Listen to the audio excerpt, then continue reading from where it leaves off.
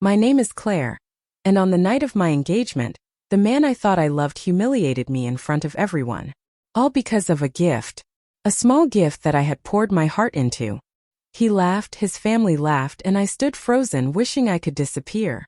But none of us knew that before the night was over, the most powerful man in the room would rise from his chair and bow to me.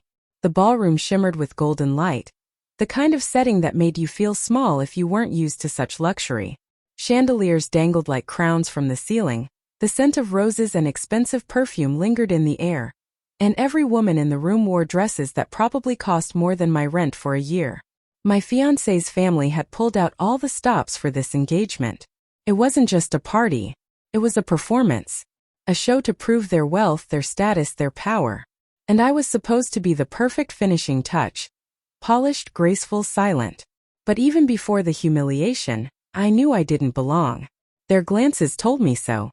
The raised brows. The way women looked at me from head to toe and smirked. I could almost hear their whispers without them saying a word. She doesn't belong here. She's just ordinary. I kept reminding myself that I wasn't here for them. I was here for Daniel. He had chosen me. He had promised me love. He had said none of this. The gowns, the chandeliers, the champagne mattered. He had told me what mattered was us. But as I walked toward him, clutching the small velvet box that carried my gift, I felt my heart beating against my ribs like it wanted to escape. The moment I placed the box in his hands, I saw it. That flicker of disdain in his eyes. He opened it slowly, almost like he already expected disappointment. And when he saw the watch inside, his lips curled. First a smirk, then a laugh. Sharp, cruel echoing. "This," he sneered, holding it up for everyone to see. "My fiancé got me a watch that looks like it came from a street vendor." The room erupted. Laughter spread like fire catching on dry grass. His friends leaned in, chuckling. His mother pressed her manicured fingers to her lips, pretending to be polite, but her shoulders shook with amusement. Even the waiters stopped, eyes darting toward me, pity mixed with amusement. My ears burned, my cheeks burned, my throat tightened. I wanted to disappear. To melt into the marble floor and never come back. The whispers cut deeper than the laughter. She really thought that was appropriate? Poor thing, she doesn't know how things work here. She's lucky Daniel even chose her. I looked at him, hoping he would defend me, hoping he would say it's not about the price. It's about the thought. But he didn't. He leaned back in his chair, basking in the attention, loving every second of my humiliation. That's when I realized he wasn't laughing despite loving me. He was laughing because respect had never existed in his love for me at all. And maybe if I had been honest with myself, the signs had been there long before tonight. The subtle jabs. "Maybe wear something less plain," he'd say before family dinners. Or, "Try not to talk too much about work, Claire. People don't understand all that tech stuff." Every remark had felt small at the time, but standing in that ballroom, drowning in laughter, I saw the truth. He didn't want a partner. He wanted a trophy. Someone to decorate his life, not someone to stand beside him. I clutched the skirt of my dress so tightly my knuckles turned white. I forced a smile because isn't that what we're taught? Smile through the pain. Don't cause a scene. Don't make it worse. But inside my chest felt like it was caving in.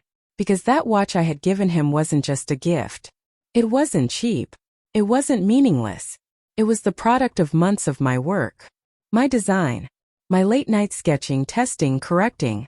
It was my dream in physical form. And he had turned it into a joke. Daniel's father clinked his glass. "Well," he said, his voice dripping with condescension. "It's the thought that counts, isn't it?" The crowd chuckled again. His mother leaned closer to her guest and whispered, "She means well. She just doesn't understand our world yet." Our world. That's what she called it. As if I was some intruder stumbling into a kingdom I didn't belong to. As if I was a charity case they had decided to dress up and parade around. I thought about running. I thought about walking out of that ballroom with whatever dignity I had left. But then another voice whispered inside me, "Stay. Face them. Don't give them the satisfaction of seeing you crumble." So I stayed. My knees trembled, but I stood taller. My heart cracked, but I held my smile. And then something happened. Something none of them expected. The laughter faded. The whispers died.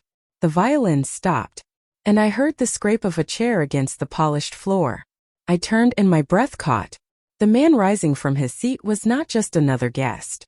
His presence carried more weight than the entire family combined. Daniel Harrington. Theo. The guest of honor. The man everyone in this room secretly wanted to impress. And he was walking straight toward me. I could feel every pair of eyes on me as the CEO walked closer. But before I tell you what happened next, I need you to understand why that watch wasn't just a simple gift. Why their laughter hurt so deeply. Why in that moment I wanted to scream but instead stood frozen, clutching the last piece of myself I still believed in. Growing up, I didn't have much. My parents worked hard, but money was always short. Birthdays weren't about expensive presents. They were about homemade cards, shared meals, and love that didn't need a price tag. Maybe that's why I grew up believing meaning mattered more than money. But in Daniel's world, it was the opposite. Appearance was everything. Value wasn't in the thought behind something. It was in the label stitched into it, the brand name engraved on it, the number of zeros printed on a receipt. I was different. From the time I was a little girl, I loved building things. While other kids played with dolls, I'd take apart broken radios, toy cars, old watches, anything I could find. I wanted to know how things worked. And more than that, I wanted to make them better. My father once found me sitting on the porch with an old clock, screws and springs scattered around me, grease smudged on my cheeks, smiling like I had just discovered magic. That magic never left me. But magic doesn't pay bills. So I studied hard, worked harder, and taught myself design and tech on the side. While other people went out to parties, I stayed up with a notebook, sketching circuits, writing ideas, testing prototypes. And that watch Daniel mocked? It was the first time I had taken one of those sketches and made it real. It wasn't just a watch. It was a small invention, something that could track more than time, something I believed one day could help people in ways that jewelry and brands never could. I never told Daniel. Not because I was ashamed, but because he never asked. He didn't care about my long nights at my desk, about the glue on my fingers, about the way my eyes lit up when I explained an idea. He cared about how I looked on his arm, how I dressed, how I spoke in public. To him, my mind wasn't an asset. It was a nuisance. And maybe I ignored it because I loved him. Because I thought if I proved myself enough, if I showed him what I could do, he would finally see me, respect me, value me. That night, giving him the watch, I thought it would be that moment. I thought he would see my heart in it, the nights I sacrificed, the dream I had. Instead, he turned it into a punchline. The truth is, their laughter didn't just humiliate me. It broke something inside me. Not because I believed them, but because it confirmed what I had been afraid of all along. That to Daniel and his family, I was never Claire the dreamer, Claire the builder, Claire the woman with a vision. I was just a poor girl lucky enough to be chosen. But as I stood there holding back tears, forcing a smile while my insides screamed, another thought sparked inside me. Quiet at first, but growing louder. What if I don't need them? What if I've been giving all my power away, waiting for people who will never see me? That spark kept me standing. That spark stopped me from running out of that ballroom in shame. Because deep down I knew the truth. The same truth Daniel's family had no idea about. That watch they laughed at? It wasn't worthless. It wasn't trash. It was my creation. Prototype. The first step in something much bigger than any of them could imagine. And the irony of it all? They had no idea what was about to happen. They had no idea that the very thing they mocked would silence them. They had no idea that their sneers would turn into shock, their arrogance into regret. So when the CEO's footsteps echoed closer, when his shadow fell across me, when the entire ballroom fell silent waiting to see why this powerful man was moving toward the poor girl everyone had just mocked, I knew something was about to change. And deep down I prayed, please, let someone finally see me for who I really am. The room was silent, so silent that I could hear my own heartbeat, thundering in my ears as the CEO walked closer. Every step he took echoed like a drum, cutting through the whispers, cutting through the arrogance, cutting through my shame. Daniel shifted in his seat, his smug smile flickering for the first time all night. His mother's grip tightened on her champagne glass, and his father leaned forward, trying to gauge what was happening. None of them expected what came next.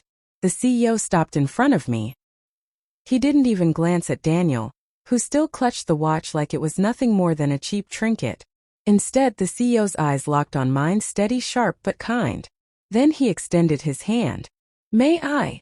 he asked, his voice carrying across the hall. Daniel blinked, confused, but handed over the box. The CEO studied the watch carefully, turning it over, his brow furrowed in concentration. For a moment, the entire room held its breath. Finally, he looked up and instead of laughter, his lips curved into a smile of admiration.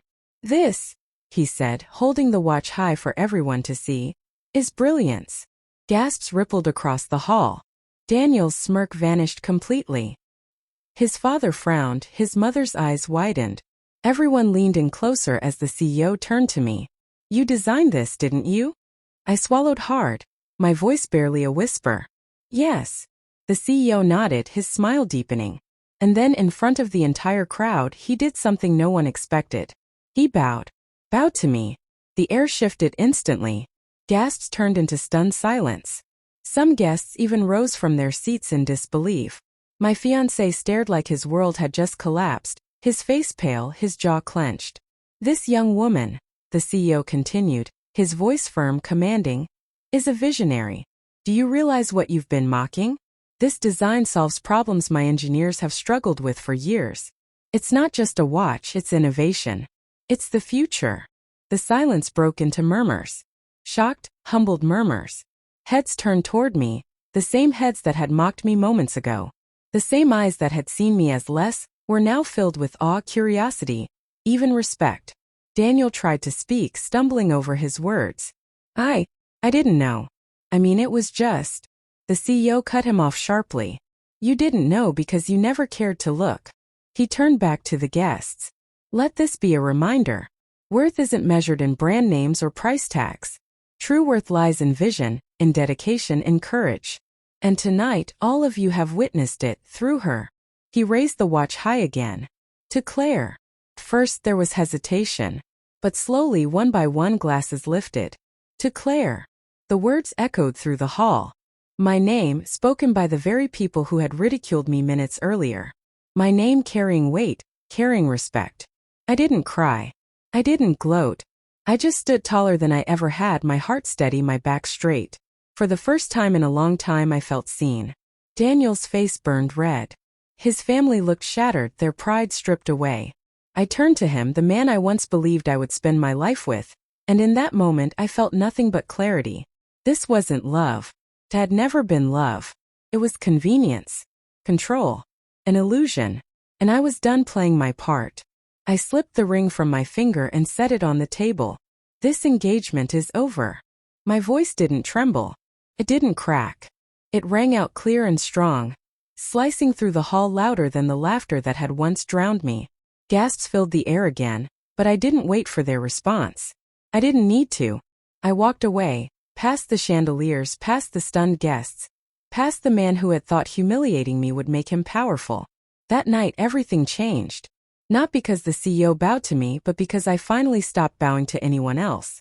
The watch they mocked became the blueprint for my future.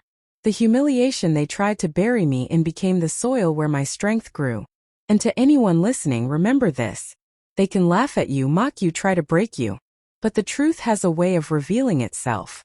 And when it does, the same people who underestimated you will be the ones left speechless. Never forget, your worth doesn't shrink because someone else is too blind to see it.